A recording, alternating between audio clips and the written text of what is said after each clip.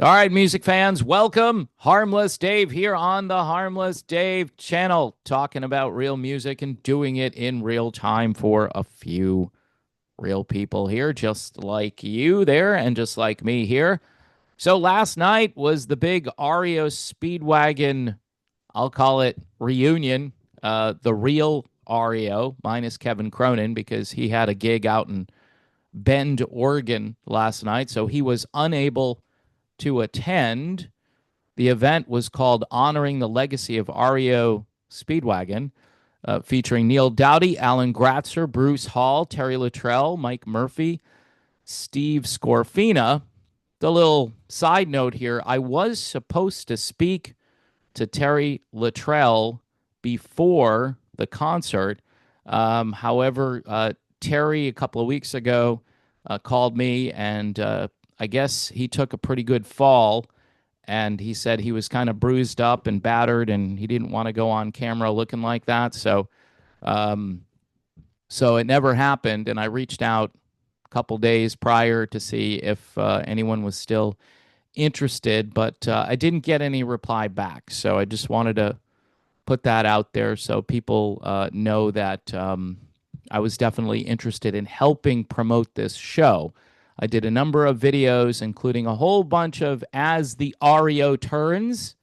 Some would suggest As the Speedwagon Turns might be better. Either way, maybe if I do more updates, it'll be As the Speedwagon Turns. But what's interesting is the rock media. You would think yesterday, those in the real classic rock media that have, these radio stations all under their thumb because they send out the same information to everybody to post on their websites. I didn't see one article about the show, almost as if they didn't want to promote it, which is interesting because when Kevin Cronin does stuff, right, they're all over it. Brotherhood of Rock tour with Styx, Kevin Cronin band, Don Felder. I mean, okay, three, as I said to someone yesterday, three incomplete bands that you're going to go get to see. Kevin Cronin by himself, Styx without DDY. I know, let it go, man. DDY sucks. I get these people. DDY was the worst. He ruined Styx. He broke the band up. No, Styx broke itself up. Tommy Shaw walked out. That's what happened. All right. And maybe Dennis is hard to work for or work with, but that's the truth on that. And I still believe that Styx was a better band with Dennis in it, but many people disagree with me. Okay. Styx has new stuff coming out. Sounds okay. Is anyone really that interested? I don't know. And Don Felder, who is a great guitarist, should be hanging out with the Eagles at this point as they wrap their career up. That's what he should be doing. But, he's having a good time playing guitar. He's got new stuff out there, which is actually pretty good. But, as far as him being your main lead singer, singing like Already Gone, but the point I was trying to make, classic rock media all over that. You got all of these original REO guys showing up. You would think this is kind of a big deal to get Alan Gratzer, he just retired and moved away, basically. Bruce Hall, who essentially was kicked out of his own band, more or less, told he couldn't come back. And so they decided, hey, we're going to take the name. They could have performed as REO Speedwagon last night with Neil and Bruce, Mike Murphy and Terry Luttrell, Steve Scorfina. They had every right to do that if they wanted to. They just said honoring the legacy of REO Speedwagon. So they lost a little brand recognition by doing that. And they were paying tribute to Gary Richrath and Greg Philbin, two guys who unfortunately have left planet Earth. Greg Philbin, former bassist, and Gary Richrath, unsung guitar hero. And I did see some footage. I think if you go over to the Facebook page of Bruce Hall, you'll see and hear some pretty decent audio and video from the concert last night. But pretty underwhelming promotion from the classic rock world on this. Classic rock, can I just say this? It's in such disarray. It's just what's classic rock?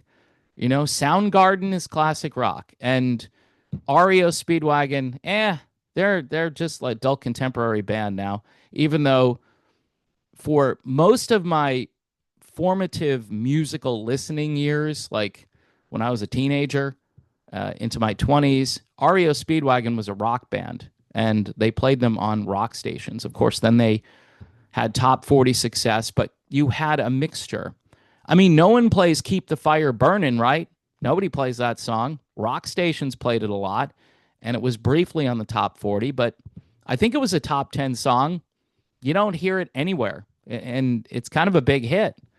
But, you know, the music industry is strange even today. They don't want people remembering or listening to certain things at this stage. Why not? I mean, we've heard the same two or three REO songs beat into the ground endlessly.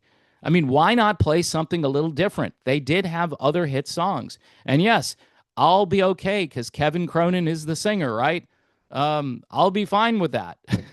It's not like I need to go back and hear Mike Murphy or Terry Luttrell, although those guys are really good, and it had a different sound in those days. But growing up, we're just, you know, relegated to just a few songs. Well, just make yourself a playlist on Spotify, man. Start your own radio station. Yeah, if I had money, I would start a terrestrial radio station playing the music that people have just forgotten about. They're just, I mean, huge gaps. They'll play the same two songs over and over again. And then on the same album, there are four songs that they could play that they just don't want to play. And, you know, you got these stations like Bob FM. We play everything. No, you don't. You don't play everything. You play a couple of songs. That is the stupidest branding I've ever heard. I mean, just because you're playing like a pop song and then a rap song and then a country song or something, I don't know. I don't know how that even works, but you're playing a bunch of 80s stuff and some random stuff from the 70s, and you're saying to everybody that you play everything. And then there are albums with 10, 11, 12 songs on them. How many? I don't know, 9 maybe. Depends on when the album came out. In the 70s, it was more like 9 songs. By the time you get to the 90s, it's like 11 songs or something. And that's how they do it now. All the modern melodic rock stuff, 12 songs. I'm like, wow, that's a lot of music. That's a good deal. Point I'm trying to make about last night and yesterday, because I've gone off on a stupid tangent, is that this was not really promoted and recognized by the mainstream media. And that doesn't surprise me, because their boy is Kevin Cronin. They'll promote Kevin Cronin all day long.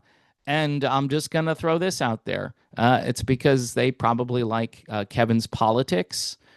They like what he represents. And I don't know, he's probably got an in with these people. Whereas the other guys, you know, they're just trying to pay tribute to their legacy and give the fans something. This could be the last time that these guys perform together. I think they should tour the country, but that's just my opinion.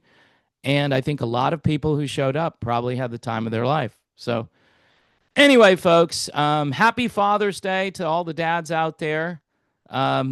It's not easy being a father. It's a daily thing, and you've got to practice being a dad. You've got to work at it every single day, even if you don't feel like being a dad. That's the hard part of all of this.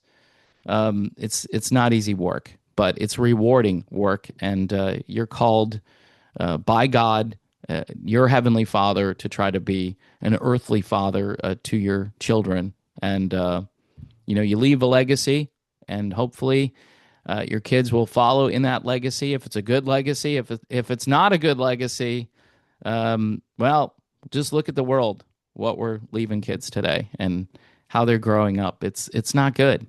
But anyway, happy Father's Day. God bless. And God bless all those old REO guys.